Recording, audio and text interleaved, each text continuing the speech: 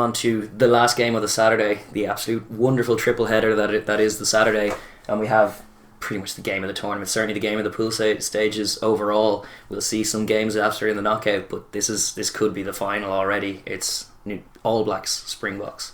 Oh my god. One of the classic games in World Rugby, and it happens on day 2.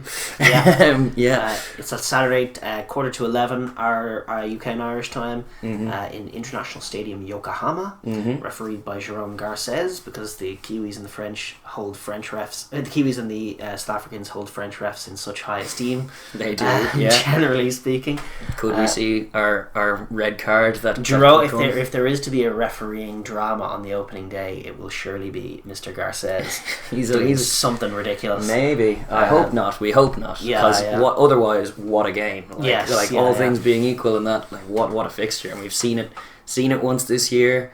Awesome. Ended with no closure, and both of them still going in, and which is a fun dynamic. The All Blacks, obviously, from their perspective, vast improvement is what we've been looking for in terms of their offense. Bledisloe 2 and 92 points over Tonga would give them definitely confidence in that. I'd give a shout out to the 1014, the other big YouTube channel. They did a little piece talking about how they've shifted basically their pod formations in midfield in their multi-phase quite slightly to sort of cope better with blitz defences. And I think you would like to see them build on that. It's a very tough prospect getting things right on a multi-phase dynamic against this South African defence.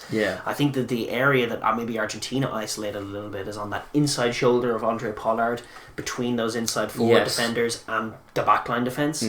You're never going to be able to... There's two things that you're not going to be able to do with the current structure, is smash your way through them on the inside, get any kind of room against just that initial forward pod of guys being led by the likes of Vermeulen and Etzebeth and Mostert, who are just driving guys back. There's just no avenue. They don't even have Retallick. They shouldn't take them on. That's one of your big critiques of the All Blacks, is getting Kieran Reid in that channel. It's just he stacks up poorly against those Springboks. And then he ends up if he gets smashed 3 times in the opening 20 minutes, he might be on the wide channel at 60 minutes and drop the ball because he's a bit broke up by the Springboks. You want him doing his thing out wide, challenge them elsewhere. If you can have a few pods, one just on the outside of that Springbok defence, attacking that inside shoulder of Pollard, maybe another on the inside shoulder of Am, and then another couple of guys wider than that. That's the kind of look that you want to see to an All Black multi-phase. I think that defensive frailty you pointed out exists, especially on line-out time sometimes. Line-out defence, that gap between Pollard and the rest of the forwards is a good one to try and isolate, because Pollard is game for the contact enough to... if you're in his face, he might creep just out of line to try and smash you, and that's where an inside ball can maybe pull them apart. But that being said, the Springbok defence has been awesome all season. That's the thing, is that you can't go wide because Am is going to shut you down. You can't really go through the middle because actually inside Am you have a phenomenal defender in Damian Dalili. And then obviously those forwards in the middle are just a non-negotiable. So there's the kicking game option, but I think in terms of probing from an offensive perspective, that little channel is huge. And then obviously your classic get quick ball, present the ball right, ruck, get there on time as a rucker and clear out the opposition and then make it quick. And everything is more dangerous when it's quick. Definitely true. So that's getting their offense right is going to be massive for the All Blacks and would be a game changer, because it was an area that they were just flat out beaten. Well, they were and then they were also just a bit flat in that area themselves. For the season, it's been good, even in the wake of Tonga aren't an opposition on this level, but it'll be good for the All Blacks' esteem to be putting 90 plus on a team just the right side of the World Cup, and as well as reclaiming Bledisloe after a bit of a shock and a humiliation in Perth, getting that meanness right and getting that clinical edge right the week after.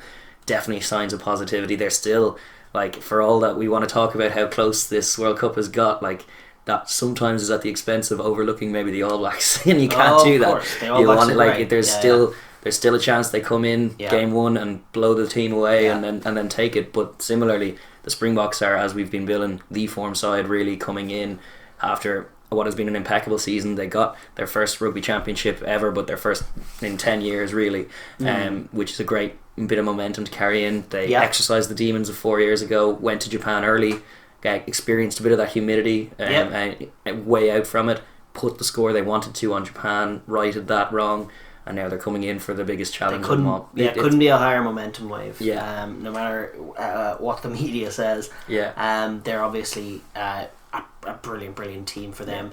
Their big questions about shutting down that All Black offence, whatever the All Blacks win, backing Am and Delindy in that centre to not let anything through them, making sure that they do resource that inside channel of Pollard well enough, and obviously just winning those collisions with dominant tackles, getting Francois' low body position into the game. Even if it's off the bench. Great squid rugby shout out. It's a worldie of a pun. Yes, it is. Stop using it. We're big Francois fans, and like I've watched him all the time. He's devastating. He's a little pocock of his own. They have avenues to success. Obviously, you want to see Faf dictating tempo, but then the scrum half battle is so interesting, whether the All Blacks go with TJ or Aaron Smith, and then both of them have world class scrummies to come in off the bench in Yankees as well. There's really good matchups all over the park, as always with this fixture, and it'll be decided by those little battles, who's getting the edge in little areas. The Springboks themselves didn't quite get anything off in terms of offence themselves. Both defences seem to be in a good place. The physical game seems quite tight, although the All Blacks have a question to answer in terms of can their scrum hold up, obviously without Owen Franks, and can Retallick. And yes, can they be as physical without Brodie Retallick in the face of some seriously physical box? Because that's an avenue for box success as well, is literally just round the corner, quick ball off Faf, picking the right pass to the right man on the right line. He's over the game line, and then we're there and we're doing it again. And then the ball only goes wide when there's so many All Blacks sucked in that it's just a try. Exactly. And if they can get that bit of momentum, if they can get Faf playing that super speedy game that he loves to play, if they're just winning those contacts, then there's no issue. The forwards will be quick to come onto it and onto it and onto it. What'll be key for the All Blacks is then being able to one phase in a few, being able to smash them back, which is easier said than done. But all of that, like Patrick Tui Piladu's Bledisloe 2 performance, you could bottle that and send him out there. That's potentially class. You need one or two of those, because then the Springboks sometimes, when they are on the retreat rather than the advance, they can be a bit slow to fold into their shape, and then Faf consequently can be too quick for his own forwards sometimes, and they want to upset that rhythm. Because if the Springboks do, like you say, just even simple round the corner, if that's collision one, even three in a row is enough for them to grab a try. When you've got multiple options and forwards running smart lines, and then Faf being so quick and accurate, and he just picks the right guy, and then all of a sudden that's momentum. But to be fair, that didn't happen in Wellington in the earlier game. They were flat, they were stopped. The All Black defence was as successful as the Springbok defence in terms of their job. So from the Springboks perspective, obviously their centres are more function than flair, and they're distributing players in the wide channels, or Pollard and Villy. What can they get going? Can they isolate some space in the All Black wide channels and get some plays off there? Obviously, we know if they get Colby in space, or Mapimpi in space, or even Colby versus George Bridge. If you can get them 1v1, they're both very fine players, but Colby has such devastating. He has the edge.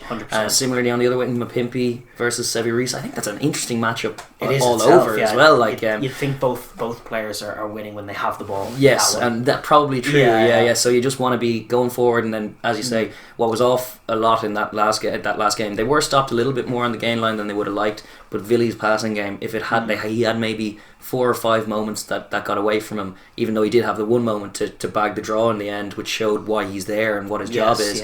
But there were 4 or 5 occasions earlier in the game that could have been big moments if he'd managed to get his passing game or his distribution game on and had that matchup. That needs to be right for this game. And similarly, a very curious dynamic in terms of what both offences are going to look like. The Bok plan is a curious picture itself, because I suspect the All Blacks will be keen to score tries in this game. So I wonder if the Boks get a bit of early dominance. Are they just going to be thinking, we back our defence, old school NFL style, 3 points, let's just take our 3-pointers, let's go for a nice let's exit, let's go for a nice tight win over the All Blacks, classic old school Springbok rugby?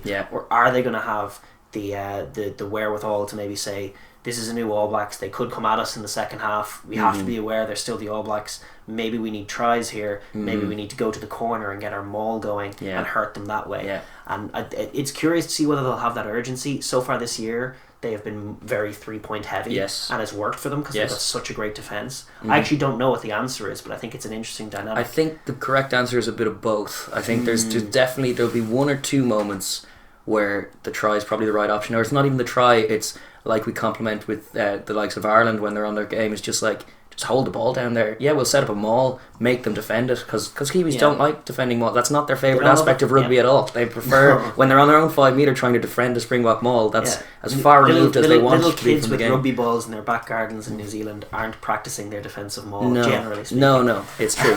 So they much rather be getting their hands. So even when you kick 3 points, it's 3 points, and you want to be clinical and taking things in the World Cup.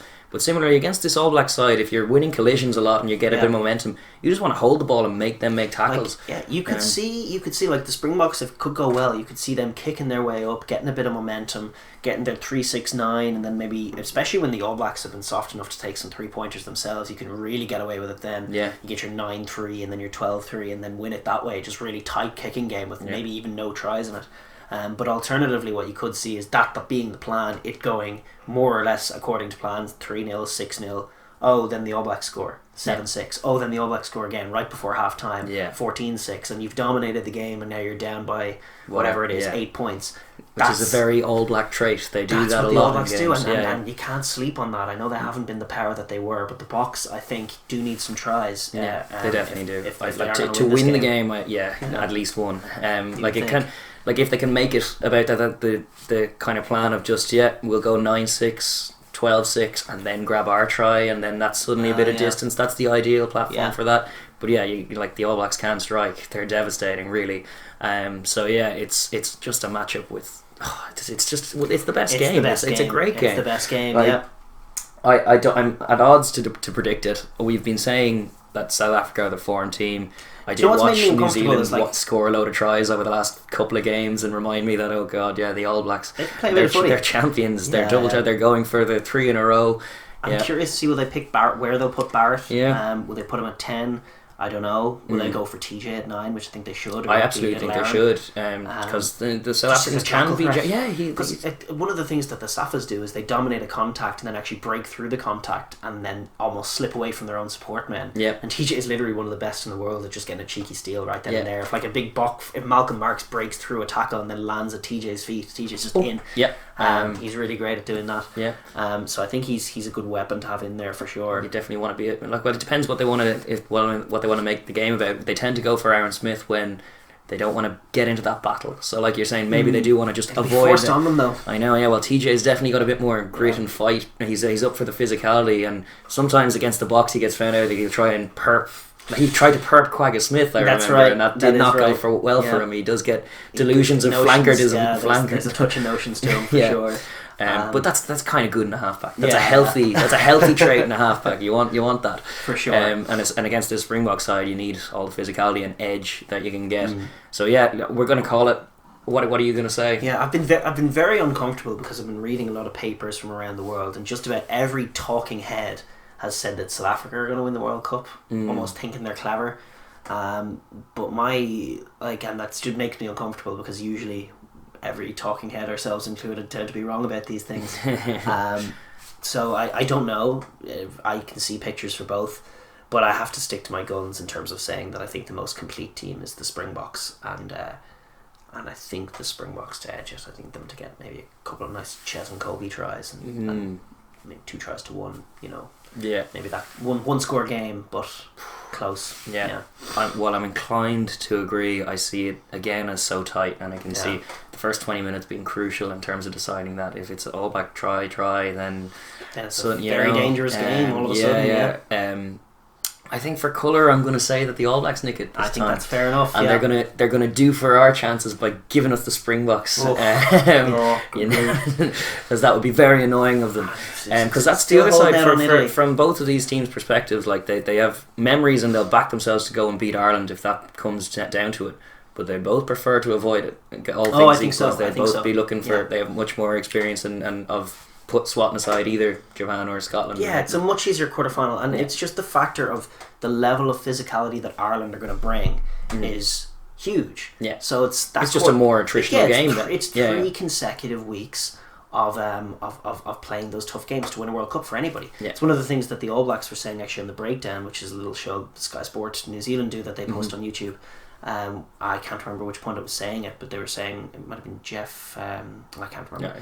But he was saying that the All Blacks, the way they're playing that attritional game, winning like 4 or 3 knockout consecutive games seems a lot less likely than it did. Yeah. Just the way that they're playing. Like, you can see them winning most games, but 3 in a row is tough for anybody. Yeah, especially if you're playing that kind of... Making that quarterfinal game as easy as they can. That's the goal from this. Yeah. So like both of these sides will likely emerge. In fact, almost undoubtedly emerge from the pool. But this will go a long way as far as building momentum, but also kind of navigating their way through the knockout stages and making sure they have the best chance to go all the way, which is what both sides will look to do. I'm going to say for colour then that the All Blacks surprise all the talking heads, as you say, ourselves included, and just derail what has been a pretty impeccable Springbok season thus far. If anybody can. There's precedent for it. They both like knocking lumps out of each other. It'll be a great game. Oh, it's just going to be a great phenomenal game. Yeah. Not to be missed. Not to be missed. Yeah.